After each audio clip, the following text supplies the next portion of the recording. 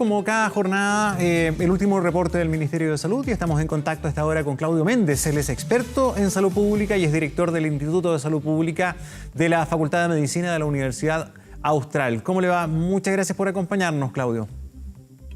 Buenos días, Gonzalo. Gracias por su invitación y un saludo a las personas que nos están viendo y nos están escuchando. En primer lugar, ¿cuál es su impresión respecto a lo que ha informado el ministro París y además al hincapié en que hace y defiende su concepto de incipiente mejoría? Él dice que efectivamente hay señales que se han instalado y que él quiere dar un mensaje también a la población de algún grado de esperanza y que las cosas van mejorando un poco, aunque sea. Gracias, Gonzalo, por su pregunta. Es importante destacar lo que el director general de la Organización Mundial de la Salud, doctor Tedros Adhanom, planteó hace algunos días en que esto no ha terminado, de que se espera que continúe a nivel global. La directora también de la Organización Panamericana de la Salud también ha planteado que los países tienen que seguir fortaleciendo sus sistemas de vigilancia epidemiológica y, por supuesto, como también el ministro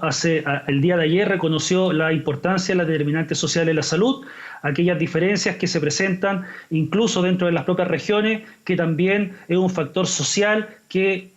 hace que sea más difícil incluso implementar muchas de las medidas que el ministro ha anunciado y se han anunciado desde que tuvimos el primer caso en Chile el 3 de marzo de este año, primer caso confirmado.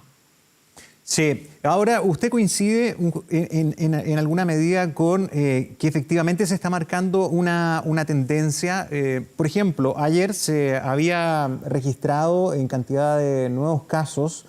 la menor cifra desde mayo, más o menos desde mediados de mayo, en que fueron 2.278. Ayer fueron 3.394, pero hoy en el reporte son 2.650 nuevos casos. O sea, ya se está consolidando ese cerca de 20% de disminución del que hablaba el doctor París.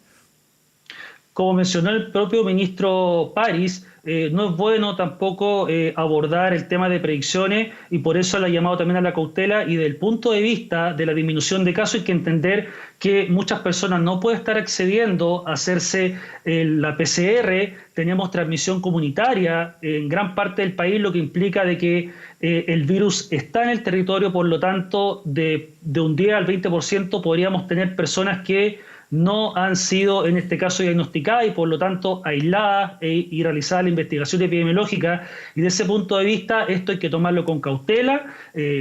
Como país hay que seguir en este caso tomando las mejores medidas, en este caso será la mesa social, será el gobierno que tomen aquellas medidas para que esto más adelante podamos ir viendo que distintas regiones del país y las propias comunas se vaya viendo en este escenario de transmisión comunitaria, en donde uno muchas veces no puede saber dónde estuvo expuesto al contagio, pueda irse cada vez mitigando más, y en algunas comunas en donde existen pocos casos, se pueda cortar la cadena de transmisión. El señor ministro planteó regiones que están disminuyendo la incidencia, como la región de la Araucanía, la región de Los Ríos y también la región de Aysén. En la región de Aysén pasamos de 7 casos ahora a más de 40, y por lo tanto en esas regiones que todavía hay posibilidad de cortar la cadena de transmisión o mitigar lo más posible los nuevos contagios, creo que también es importante, incluso en las mismas regiones que tengan alto número, una alta incidencia, pero existan comunas que tengan pocos casos confirmados. ¿Usted coincide con los criterios que ha pedido el Colegio Médico que se tomen, por ejemplo, para decretar o modificar las cuarentenas, entre otros, que se base fundamentalmente en el sistema de trazabilidad? Que el confinamiento no sea definido necesariamente por la presidencia o por este equipo, ¿verdad?, que lo asesora, sino que más bien por el criterio de un sistema montado de trazabilidad basado en la atención primaria, que cumpla, por ejemplo, parámetros de un equipo de trazadores de más del 90% de los casos sean trazados, que se pueda realmente hacer un aislamiento de 90% de los casos sospechosos o 80% de los contactos. Ese es un poco el norte que pide el Colegio Médico. El Colegio Médico plantea una parte de una estrategia que sin duda es relevante de considerar,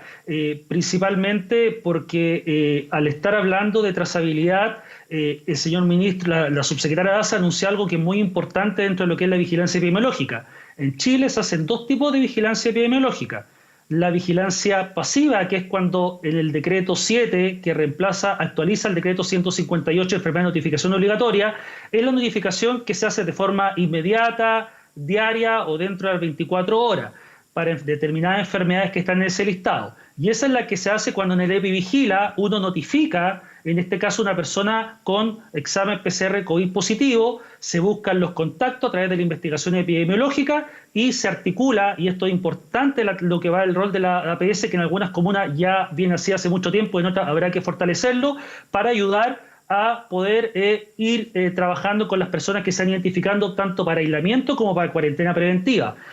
Otro tipo de vigilancia es la vigilancia activa, y en la vigilancia activa la subsecretaria ASA anunció que se va a ir en la búsqueda de casos, en la búsqueda activa, y eso implica ir a buscar a determinadas poblaciones, aplicarle el PCR y buscar las personas que tengan la enfermedad. Esto, por supuesto, demanda esfuerzos logísticos importantes, como la capacidad que tenga nuestro país de tener toda la capacidad de diagnóstica que sea rápida, con la cantidad de PCR incluso elevada que ha anunciado, para que así esta búsqueda activa pueda tener los efectos esperados por la autoridad. Sí, ahora, desde el punto de vista de la salud pública, yo quería preguntarle a usted cuál es la evaluación en torno al impacto que ha tenido todo el momento más álgido de esta pandemia, que se ha dado fundamentalmente en el mes de junio, que ya terminó, en términos de, sobre todo, las unidades de pacientes críticos. ¿Qué significa para un sistema sanitario tener prácticamente 2 meses el 90% de su sistema copado? ¿Qué impactos colaterales y qué desafíos está planteando esto para nuestro sistema de salud? El desafío que nos plantea esto, Gonzalo, como el de plantear el sistema de salud, es que tiene que rápidamente testear, trazar y aislar para que las personas no tengan que llegar a ocupar una unidad de cuidado intensivo. El subsecretario de Redes Asistenciales anunció que existen ventiladores mecánicos invasivos 274 disponibles. Eso es un número alarmante, por lo tanto, el esfuerzo, y como lo plantea el Colegio Médico, lo han planteado otras académicas y académicos y sociedades científicas, tiene que ser a testear, trazar y aislar la mayor cantidad de personas para evitar, y de forma temprana, para evitar que lleguen a la unidad de cuidado intensivo. De lo contrario, el colapso y ya la sobreexigencia que tiene el sistema de salud, especialmente en algunas regiones, la metropolitana y otras más, se va a hacer insostenible, podría hacerse insostenible en los siguientes meses, o quizás semanas. Sí. Para la Sociedad Chilena de Medicina Intensiva, el pic de la demanda de la red intensiva fue el 15 de junio. Los últimos días se ha ido dando una baja de atención de urgencia y de pacientes ventilados. Esa es un poco la fotografía que saca la Sociedad Chilena de Medicina Intensiva. Por otra parte,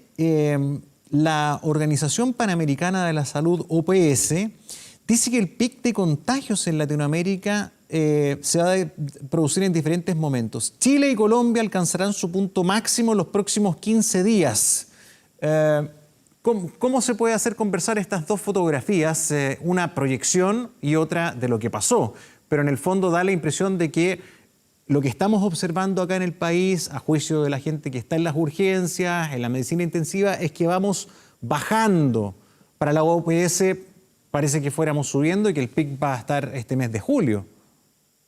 Gonzalo, para la toma de decisiones con respecto a una pandemia y un brote epidémico en el país, no solamente bastan los modelos predictivos, tiene que ver distintas medidas